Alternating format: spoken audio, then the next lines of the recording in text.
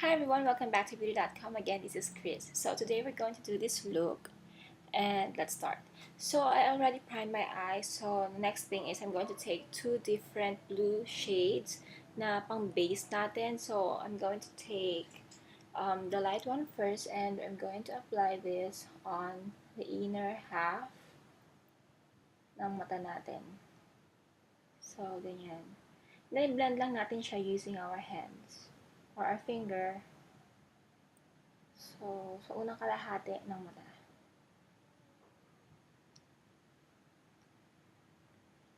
So, the next thing is to get the darker one.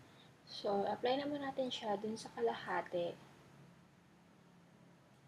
or sa outer part ng mata.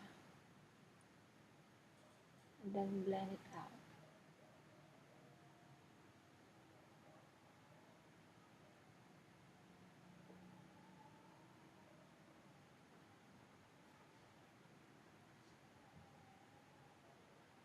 So, again, this is just the base for our eyes. Next is I'm going to take my 120 palette and we're going to use the first tray. And we're going to take this blue here, yung katabi nitong marbleized blue, so ito yon. We're going to take that using a flat shader brush. I'm just going to use my e.l.f. So, lagay natin yon. I-pat lang natin siya ng ganito.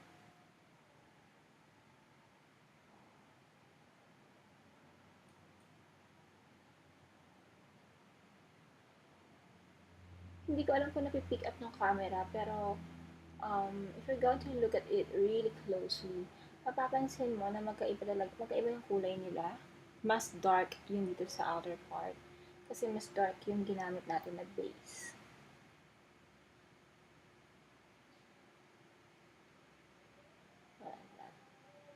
Ito yung isa sa mga gusto ko sa 20 palette kasi masyado silang pigmented. So, ang ganda-ganda nung shade na inilalabas sila. And at the same time, nakakatipid. So, I'm going to take this brush and we're going to take the second tray. So, I'm going to use the brown here. So, ito yon.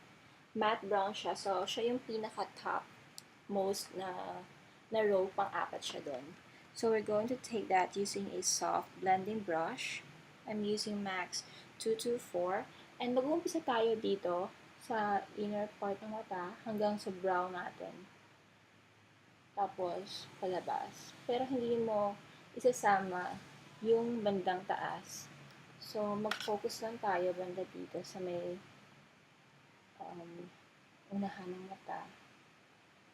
In a way, meron parang hollow doon. Tapos, blend mo lang. At the same time na kaka-blend natin ng ganito, natatanggal din yung parang harsh edge or harsh colors na na-create natin kanina.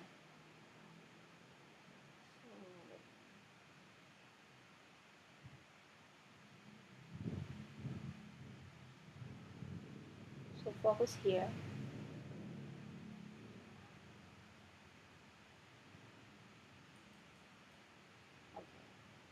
Once we're finished with that, I'm going to take my For You 2 palette and I'm going to take a black eyeshadow.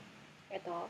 So, kung wala kayong For You 2 any black shade eyeshadow, so I'm going to take this kind of brush. This is from Bobbi Brown. So, yan. Yan ang gagamitin ko ngayon kung create ng outer V.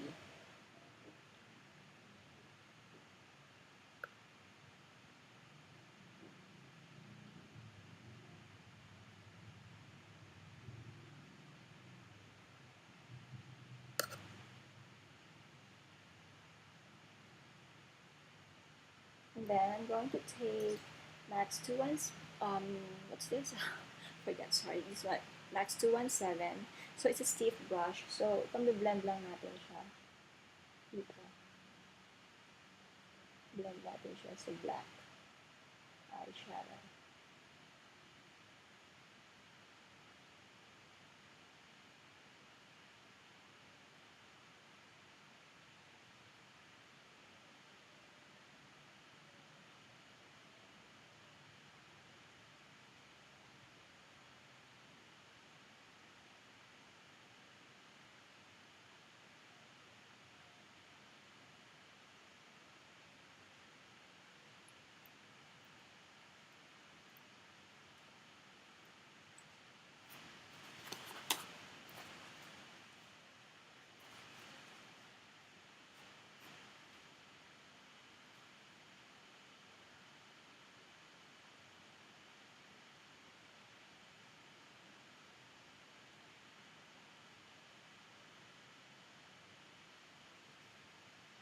So, ganyan ang itsura niya. Next, I'm going to take another brush. It's from Bobbi Brown. I'm going to take the For You To again, and I'm going to take this one as a highlight and apply lang natin siya ng iba.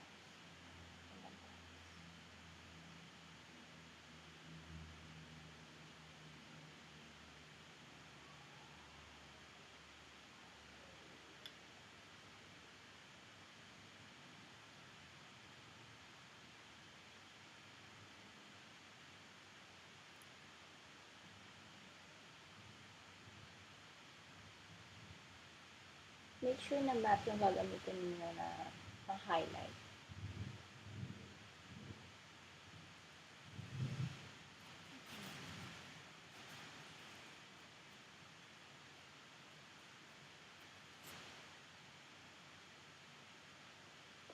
So, ganyan yan. So, using this brush, I'm going to take the 120 palette again, and I'm going to use this yellow shade here. It's like a yellow, light yellow, gold, something like that. And lalagay lang natin yun dito sa taas mismo ng black na in-apply natin. So, mix lang natin siya ng ganyan sa crease.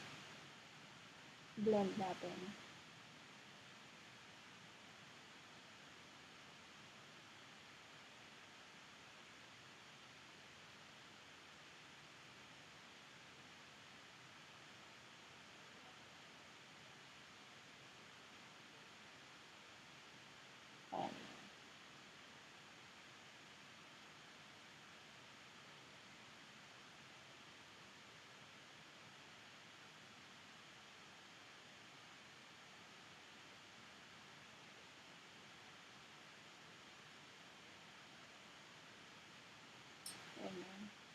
Next, I'm going back with this pencil, and then ilaline lang natin yung ilalim ng lower lash natin.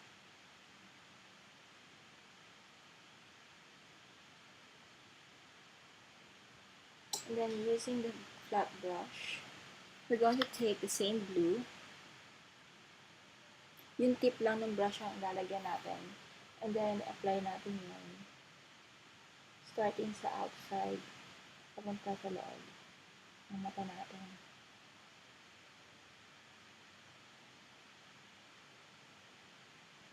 Okay. And then, using the black, same black that I've used earlier, yung tip lang din nun, then i-apply ulit natin. Pero this time, hanggang kalahati lang ng mata.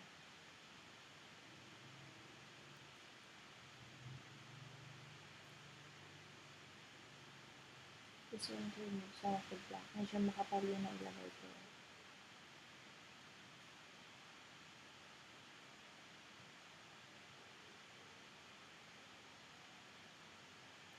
So, parang yun.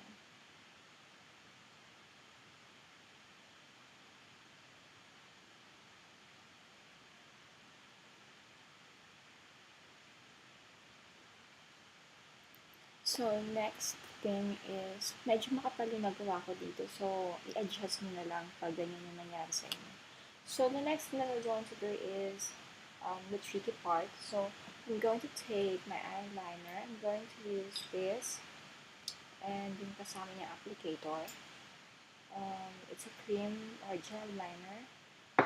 And i-line natin yung eyes natin. So, medyo i-wing natin to.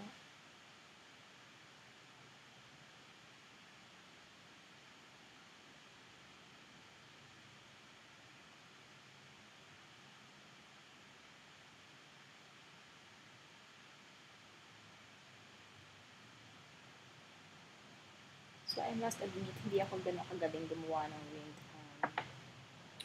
eyeliner. So,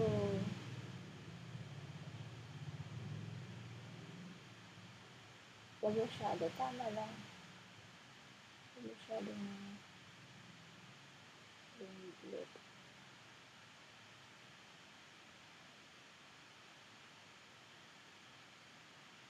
Usually, dito ako nagtatagal talaga sa paggawa ng ganitong, and so, I know it's not that perfect, pero, practice lang. And, i-wing din natin yung bandang unahan.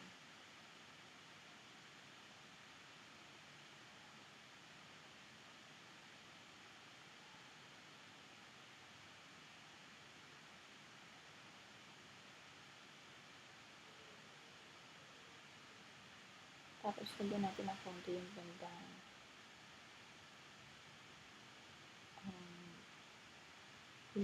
inner corner.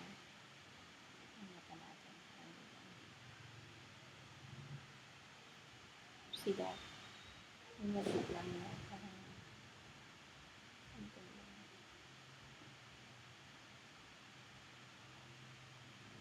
so, yan. And then, lalagyan natin siya ng eyeliner. I'm just using this one. It's from MAC. This is a smolder. So, lagay lang natin siya sa waterline.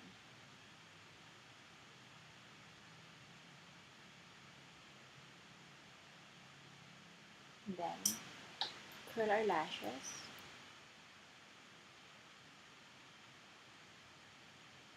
You can even use your false eyelashes here. But for me, okay na sa akin ang mascara since hindi ako masyadong nanagamit ng false lashes. Then use your favorite mascara. Make sure that it's in black shade.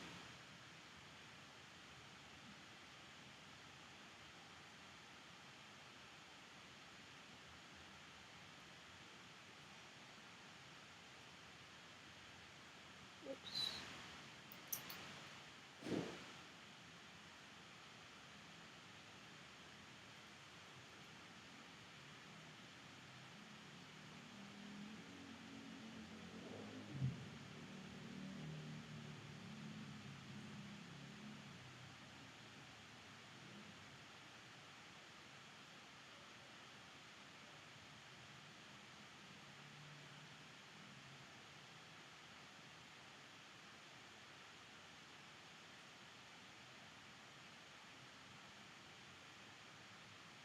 To make your lashes more thick or thicker, siguro double application or hanggang tatlong application ng mascara ang gawin nyo para mas, mas kita siya. So, just remove all.